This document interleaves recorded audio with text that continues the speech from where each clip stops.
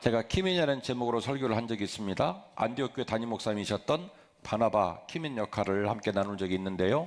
자, 오늘 어떤 의미로 내가 키민이라고 하는지 한번 말씀을 묵상하시면서 오늘 이 아침에도 우리가 하나님의 말씀 앞에 좀 깨어있고 또 반응하는 소중한 시간 되었으면 좋겠습니다. 복음에는 반드시 복음의 전달자가 있습니다. 여러분, 복음이 가스펠입니다. 복된 소식이에요. 복된 소리. 그러면 누군가가 복된 소식을 만들었습니다. 누군가가 복된 소리를 바랍니다. 그러면 그 복된 소식을 전하는 사람이 복된 소식만 만들겠습니까? 그 복된 소식을 전달하는 전달자를 같이 만들겠습니까? 같이 만들겠죠. 복된 소식은 복된 소식이 전달이 되어야 목적을 이루는 거예요. 복된 소식을 만든 사람은 반드시 복된 소식을 전달한 전달자를 같이 세팅을 합니다. 왜냐하면 이 소식이 복된 소식이기 때문에 이 복된 소식을 전달해서 대상자에게 전달할 전달자를 만들고 완성을 짓는 거지, 반쪽짜리로 복된 소식만 만들지는 않더라는 것이죠. 요한복음 3장 16절 말씀은 이 원리를 다음과 같이 말하고 있습니다. 하나님이 세상을 이처럼 사랑하사 독생자를 주셨으니 이는 그를 믿는 자마다 멸망하지 않고 영생을 얻게 하려 하심이라. 이게 뭐냐면 복된 소식, 가스펠입니다. 하나님께서 세상을 사랑하셔서 독생자를 주시고 그 독생자로 말미암아 세상에 멸망하지 않도록, 세상에 있는 사람들이 그 독생자의 통로를 통해 살 수 있도록 하기 위해서 컨텐츠, 내용, 전달하고자 하는 메시지, 복된 소식을 만들었다는 거예요. 그런데 이어지는 17절 말씀은 이 소식을 이렇게 이어서 말하고 있습니다. 하나님이 그 아들을 세상에 어떻게 했다고요? 세상에 보내신 것은 세상을 심판하려 하심이 아니요 그로 말미암아 세상이 구원을 받게 하려 하심이라. 자, 뭡니까?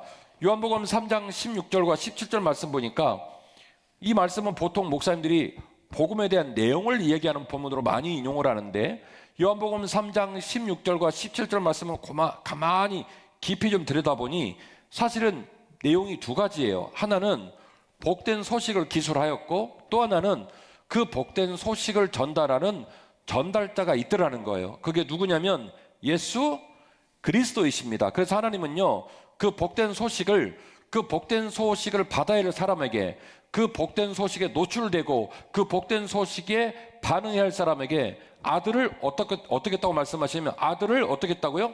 아들을 보냈다는 거예요. 아들을 보냈다는 거예요. 그래서 복된 소식은 어떻게 완성이 되냐면, 복된 소식이 만들어지면 그 복된 소식을 전달하는 전달자와 짝을 이룰 때 복된 소식이 비로소 열매를 맺는다는 거예요. 이게 원리예요. 그래서 복된 소식에는요, 반드시 복된 소식에 누가 있냐면 전달자가 있더라는 거예요. 여러분, 우리가 복된 소식의 전달자인 줄로 믿습니다. 복음의 대상에는요, 반드시 복음의 전달자가 있어요. 복음은 관념이 아니에요. 여러분, 복음은 기도하는 게 아니고 묵상하는 게 아니에요. 복음은 뭐냐면, 복음은 그 복음을 전달하는 자의 행위, 그 복음을 전달하는 자의 결단과 행동을 통하여 그것이 관념이 아니라 뭘로 바뀌냐면 능력으로 바뀌는 거예요. 복음은 관념이 아니에요. 복음은 행위를 통하여, 반응을 통하여, 전달하는 전달자를 통하여 관념이 아니라 뭐가 되냐면 능력이 된다는 겁니다. 오이코스는 빌립보서의 감옥에서 만났던 사건을 통해서 그 감옥의 간수장이 자결하려다가 뭐라고 하죠? 내가 어떻게 하면 영생을 얻겠습니까? 내가 어떻게 하면 구원을 얻겠습니까? 바울이 말합니다. 주 예수를 믿으라. 그리하면 너와 내 집이 구원을 얻으리라. 오이코스, 가족, 친구, 지인, 특별한 만남에 내가 매개체가 될 수 있는 우리 공동체를 뭐라고 말하냐면 너와 내 집, 뭐라고 말하냐면 오이코스, 이렇게 얘기를 하는 거예요. 물리적인 거리를 말하는 게 아니라 적어도 내 말이라면, 내 말을 소중하고 귀담아 듣고 어렵게 듣는 사람, 세 사람. 직장에도 그런 사람이 있을 겁니다. 여러분 아파트, 여러분 사시는 지역에도 그런 사람이 있을 거예요. 매번 마트 가면 만나는 사람이 있어요. 직장이 아무리 동료지만 그 동료 중에는요, 속상한 얘기, 즐거운 얘기, 하다못해 사탕이라도 있으면 주머니에 넣어주면서 나눠 먹는 사람이 세 사람이 있다는 거예요. 학교 여러분 동창도 있고요. 그리고 여러분 친척도 있고요. 그래서 이 세 사람이 동서남북으로 있다는 거예요. 직장에 세 사람 있고, 집에 세 사람 있고, 동창 모임에 세 사람 있고, 가족 친척에 세 사람 있고, 이 세 사람을 뭐라고 말하냐면 이른바 오이코스라고 얘기를 한단 말이에요. 그리고 이 오이코스들에게 복음을 전달하는 전달자는 누구냐면 바로 나예요. 바로 나예요. 자, 오늘 우리가 요한복음 1장을 읽으셨어요? 요한복음 1장 보면 되게 특이한 내용이 나옵니다. 같이 보겠습니다. 이튿날 예수께서 갈릴리로 가려 하시다가 누구를 만나냐면 빌립을 만나가지고 빌립한테 이렇게 말합니다. 나를 따르라 이렇게 얘기를 해요. 그리고 그 빌립에 대해서 뭐라고 하냐면 빌립은 안드레와 베드로와 한 동네 벳세다 사람이었다 이렇게 말을 합니다. 갈릴리가 쭉 있으면요, 갈릴리 1시에서 2시 사이 끝에 있는 바닷가 마을이 벳세다예요. 그리고 11시하고 10시 사이에 있는 마을이 가버나움이고요. 벳세다에서 베드로가 고향인데 가버나움에는 베드로 장모님 유적지가 있고 그렇습니다. 여기서 활동하고 그랬거든요. 아무튼 이 벳세다에서 안드레, 베드로, 빌립 이 세 사람이 거기가 고향인데 그 세 사람 있는 곳에서 부른 거예요. 빌립을. 그런데요, 빌립이 주님께 부름을 받자마자 1년 동안 제자 훈련 받은 것도 아니고 주님이 야, 너 친구 누구 있냐? 야, 제자 명단 좀 늘리려니까 너가 제일 좋은 친구 리크루팅 하자. 데려와라 라고 말하지 않았어요. 빌립이 예수님께 부름을 받자마자 바로 하는 행동이 뭐냐면 45절인데요. 빌립이 나다나엘을 찾아 이르되 모세가 율법에 기록하였고 여러 선지자가 기록한 그 일을 우리가 만났으니 요셉의 아들 나사렛 예수다. 기술을 정확하게 해줬습니다. 자, 보십시다. 빌립하고 예수님하고 아는 사이에 모르는 사이예요. 모르는 사이. 이제 막 제자가 됐어요. 장로님으로 임직한 것도 아니고 목사가 된 것도 아니에요. 1년이 지난 것도 아니고요. 이제 막 제자가 된 것뿐인 거지 사실은 아는 사이가 아니에요. 뭐 멤버십 트레이닝 이런 거 없어요. 예수님이 시키지도 않았어요. 근데 빌립이 예수님 만나자마자 예수님에 대한 얘기를 쫙 듣고 난 다음에 가장 먼저 한 일이 뭐냐면 전도를 한 거예요. 나다나엘에게 가서 예수님을 소개합니다. 여러분 여쭤볼게요. 네. 추정을 해보자고요. 과연 나다나엘하고 빌립은 어떤 사이일까요? 몹시도 친한 사이로 여겨집니다. 그리고 그 친한 사이인 빌립은요, 나다나엘이 항상 뭐하고 있는지를 봤어요. 당장 이 앞에 나오는 본문으로 알 수 없지만 나중에 주님께서 나다나엘을 평가하는 얘기를 들어보고 우리는 추론이 가능합니다. 네가 무화과나무 아래 있을 때 내가 너를 봤다. 물론 거기서 공기노를 한다든지 낮잠을 잘 수 있겠으나 신학자들은 그 나다나엘의 행위를 어떻게 해석하냐면 나라와 민족을 위하여 다가올 메시아를 위하여 날마다 기도하는 모습이었을 거라고 추정을 합니다. 왜요? 예수님이 그 모습을 미리 보았고 칭찬하셨기 때문에. 나다나엘에게는 부정한 것이 없다. 나다나엘은 거룩한 사람이라고 평가해 주니까 나다나엘이 미 무화과나무 아래에서 무슨 행위를 했는지를 얼마든지 유추가 가능하다는 거죠. 자, 그 모습을 누가 알고 있습니까? 평상시에 나다나엘은 항상 나라와 민족을 위해 기도하고 다가올 메시아를 만나기 위해 애달파하고 그것 때문에 슬퍼하고 간절하고 어제 골프 치러 가자는데 꼭 거기 가서 기도하고 축구 차자는데 꼭 축구는 차는 게 아니라 축구를 하러 가는데 꼭 거기서 기도하고 아구탕 먹으러 가는데 꼭 거기 가서 기도하고 이거를 맨날 빌립이 봤어요. 그러니까 그가 기도하고 있다는 것, 그가 안타까워한다는 걸 누가 아냐면 누가 알고 있는 거예요. 그 비밀스러운 얘기, 그 깊은 이야기, 그 개인적인 이야기, 그 안에 있는 눈물을 아는 사람은 가장 가까운 오이코스가 아니면은 몰라요. 그 오이코스가 누구냐면 빌립이에요. 그걸 누가 알고 있냐면 빌립이 알고 있는 거예요. 그런데 정작 나다나엘을 먼저 만나야 될 상황인데 누구를 먼저 만나냐면 빌립을 먼저 만난 거예요. 빌립이 생각해 보니까 나보다는 누가 급하다? 내 친구 나다나엘이 급하다고 판단한 거예요. 이 양반이 메시아라고 스스로 자기를 천명하고 그리고 출신에 관한 얘기를 다 듣고 나서 보니까 야, 이거 보통 일이 아니다. 내 친구가 그렇게 바랐던 메시아가 이분이시구나 하여 오이코스인 빌립은 생각합니다. 나 아니고는 이 소식을 전할 사람이 있다 없다? 없다. 그래서 앞뒤를 안 가리고 당장에 쫓아가서 나다나엘에게 누구를 소개하냐면 예수님을 소개를 합니다. 여러분, 빌립은요, 제 표현으로 주연급 조연이에요. 빌립은 주인공이 아니라 조연이에요. 뭐 특별하게 엄청난 결과물을 냈고 또 어마어마한 뭐 서신서를 남기고 그러지를 못했어요. 나중에 사도행전에서 빌립이 간닥에 굳고 맞은 자 전도하고 그러잖아요. 그 빌립은 또 다른 빌립이요. 그 빌립은 전도자 빌립이고요. 이 빌립하고 다른 빌립이걸랑요. 그럼에도 불구하고 제가 빌립을 주연급 조연이라고 말하는 이유는 뭘까? 요한복음 1장 43절을 보니까요, 헬라인 여러 사람들이 예수님 찾아와서 예수님하고 복음에 관하여 사회에 관한 얘기를 나눌 때 누구를 끼고 말을 하냐면 빌립을 끼고 말합니다. 빌립에게 말하여 이르기를 우리를 좀 도와다오. 그래서 학자들은 이렇게 추론을 해요. 빌립이 헬란 말에 능통해서 통역을 할 수 있었다. 그러니까 예수님 제자 중에 빌립을 찾아오는 헬라인들과 예수님 사이에 통역관 역할, 증검들의 역할을 해줬다는 거예요. 빌립이. 그 다음에 요한복음 12장을 보시면 오병이어 기적 사건을 나타낼 때에 예수님께서 그 말씀을 듣고 있는 제자들을 시험하기 위하여 누구에게 말을 하냐면 역시 빌립에게 말을 합니다. 너희들이 이 사람들을 먹여보라고 말을 합니다. 뭐 하기 위해서요? 시험하기 위해서. 그럼 제가 질문하겠습니다. 여러분, 예수님은 빌립에게 기대했을까요? 기대했을까요? 기대했죠. 12제자 중에 빌립이라면 좀 괜찮은 답이 나오지 않을까 시험하여 기대해서 누구에게 물어본 거냐면 굳이 특정을 딱 해준 거예요. 누구한테? 빌립한테 물어본 거예요. 이 사람들을 먹이라고. 그러니까 아주 총명한 빌립이 그 사이에 착 계산을 내기를 200데나리온 있어도 먹일 수가 없을 만큼 사람이 많습니다 라고 평가를 하죠. 예수님이 기대한 만한 답이 안 나왔습니다.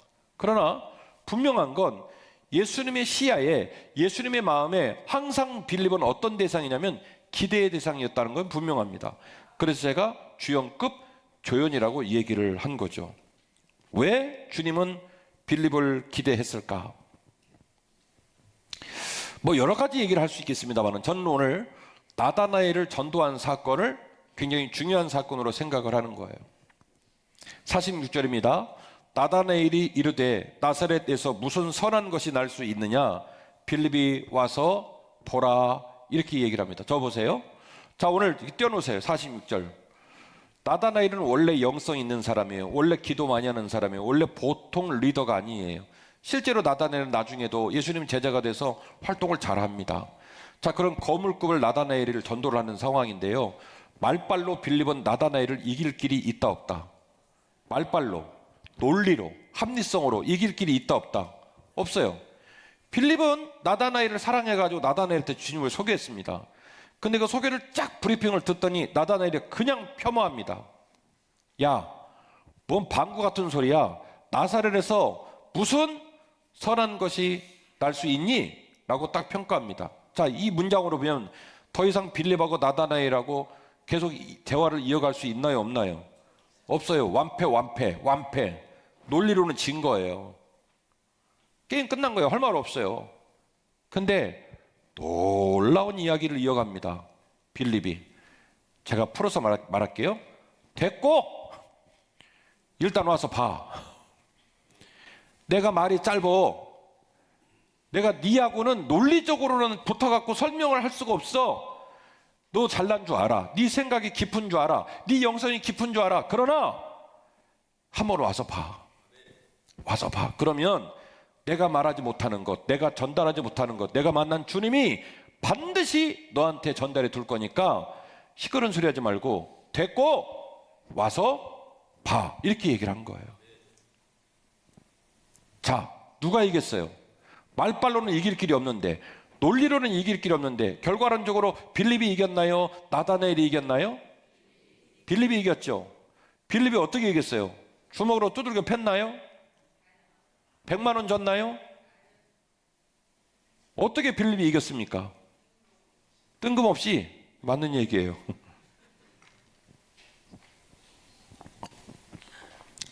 답이 어려운 건 제가 답을 해줘야 돼요. 질문하고도 여러분이 답이 어려우니까. 어떻게 빌립이 이겼냐면요, 성경에 안 나오는 제가 말씀을 드릴게요. 빌립이 신뢰로 나다나엘을 이긴 거예요. 논리로 그 사람을 설득을 못했어요.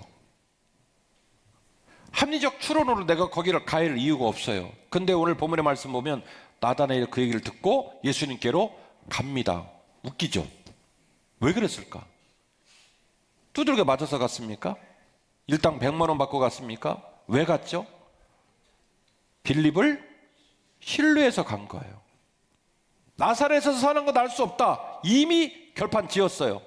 이미 점수 났는데 과락이에요. 나는 갈 마음이 있다 없다? 없다. 그 사람 만날 마음이 있다? 없다. 그런데 왜 갔냐고요? 예수님 때문에 간 거예요? 빌립 때문에 간 거예요? 나다나엘 입장은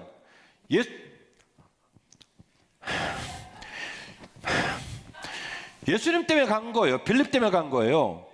죄송합니다만은 여러분이 대답을 못하는 건 빌립하고 예수님하고 비교나 됩니까? 급이 다른데? 근데 담임 목사가 자꾸 이상한 질문하니까 지금 스트레스를 받고 계신 거예요. 하지만 오늘 본문의 시점만 갖고 얘기하면 죄송합니다만 예수님 때문에 간 게 아니라 누구 때문에 간 거냐면 빌립 때문에 간 거예요. 내 친구 빌립 때문에. 왜요?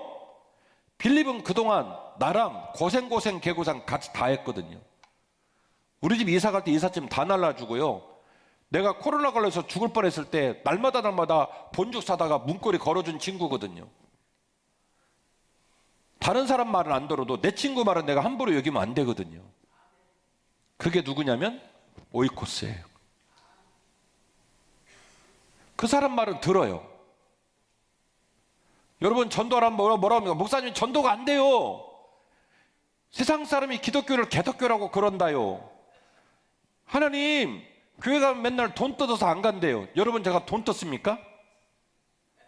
제가 우리 교회가 건강한 교회 돼된다고 행복한 교회 된다고 그렇게 외치면서 여러분 때로는 여러분 종아리에 회초리 되고 여러분 듣기 어려운 설교하면 저는 하루 종일 밥을 못 먹어요. 여기가 채워가지고 그렇게 여러분 이끌고 격려하면서 여기까지 왔잖아요. 건강한 교회 만들려고. 여러분이 이 교회 와보면 여러분이 전도할 사람이 와서 실망할 것 같습니까? 한빛교회 담임 목사를 보고 실망할 것 같습니까? 어제도 결혼식 마쳤는데 생판 처음 보는 중년이 저한테 와서 당신 딸이 결혼해야 되는데 줄이를 서달라는 거예요. 그래서 제가 그러시냐고 나중에 생각이 안 바뀌면 와서 얘기하시라고 그랬어요. 당신이 지금까지 결혼식을 많이 다녀봤는데 이런 결혼식은 처음이라는 거예요. 어제 결혼식 하는데 남자 하객들이 훌쩍훌쩍 울었어요. 옆에 부인들이 툭툭 치면서 왜 이래 좋은 날.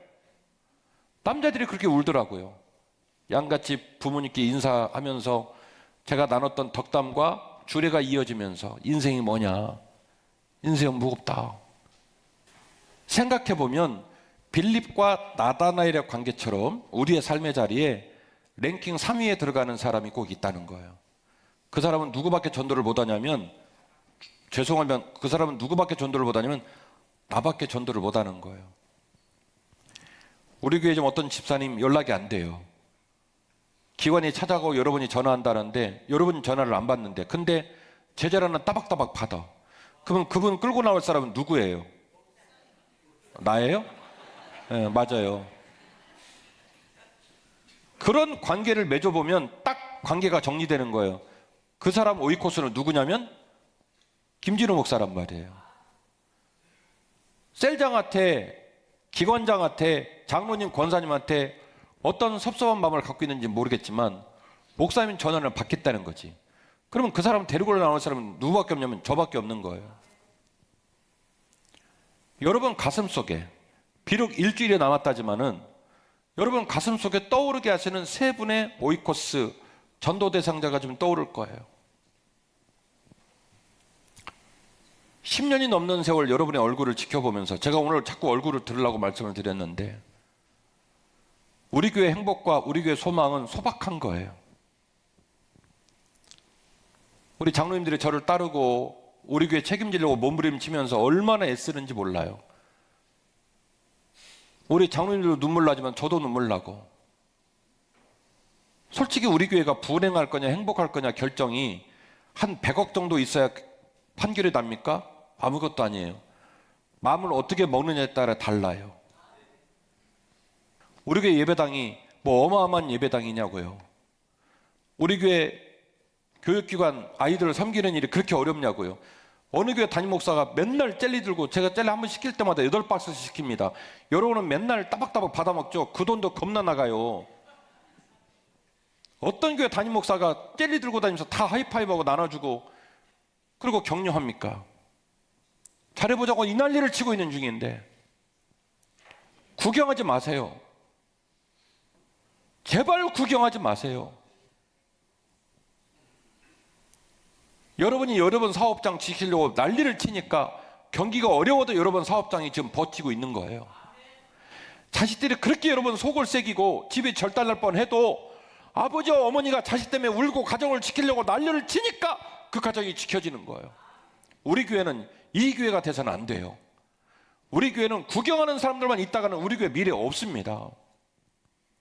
연세 드시면 드신 대로, 젊으면 젊은 대로, 멀은 먼 대로, 가까우면 가까운 대로 내가 우리 교회에서 어떤 역할을 할까? 내가 우리 교회에서 어떤 인물이 됐으면 좋을까? 내가 우리 교회에 내 눈물, 내 사랑이 들어갔을까를 생각하면서 하다못해 뭐라도 쏟아내야 교회도 살고 나도 살고 그리고 내 삶 가운데 이루어가시는 주님의 은혜를 간증하고 그리고 그것을 하나님께 영광 돌릴 수 있는 열매가 우리들에게 임하지 않겠습니까?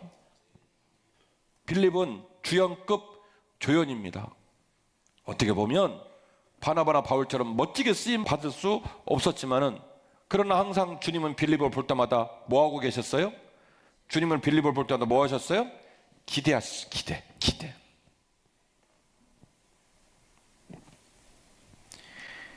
불신자들의 적대감, 뭐 개덕교, 불신감, 무시가 생기고 지금의 복음 전하는 일이 어렵다고 아무리 말을 해도 절대로 막히지 않는 강력한 통로가 하나 있는데 바로 오이코스와 나 사이에 연결되어진 신뢰의 문입니다. 그 신뢰의 문은 지금도 작동합니다. 그 신뢰의 문은 지금도 힘이 있습니다. 그 신뢰의 문은 지금도 반응하는 줄로 믿습니다. 내 말은 절대로 무시하지 않습니다. 뭐 하기 때문에요? 신뢰하기 때문에. 내 말을 들으면 고민합니다. 뭐 하기 때문에요? 나를 신뢰하기 때문에. 여러분, 그런데 왜 전도하지 않습니까? 생판 모르는 사람을 전도하라는 얘기 아니잖아요. 누굴 데려오라고요? 오이코스, 너와 내 집이 구원을 얻으리라. 내 말이라면 어렵게 듣는 사람은 나 말고는 전도할 사람이 없다니까요. 그 사람은 지금도 열린다니까요. 뭐 해서요? 나를 신뢰해서. 결론입니다. 기대하며 감사하며 함께 헌신해야 할 줄로 믿습니다. 다음 주는요 2023년 추수감사절이기도 해요. 여러분 여쭤볼게요. 추수의 기쁨을 누리는 사람은 누굽니까? 추수의 기쁨을 누리는 사람은 누구예요? 심고 고생한 농부가 추수의 기쁨을 누리는 거지, 안 심고 고생 안 한 인간은 추수의 기쁨이 없는 거예요. 여러분 한 해를 어떻게 사셨어요? 저는 올해도 되게 목회 열심히 했거든요. 저에게 주어진 일에 최선을 다했어요. 교단을 섬기는 일 제가 꼭 해야 한다고 그래서 돈도 안 생기는데 죽으라고 쫓아다니면서 섬겼어요. 생각해요. 내 마음에 불순물이 들어간 적이 있을까? 돌이켜 생각해보니 그러지 않아요. 진짜 진실된 마음으로 한 해를 살았어요. 그래서 저는 기대해요.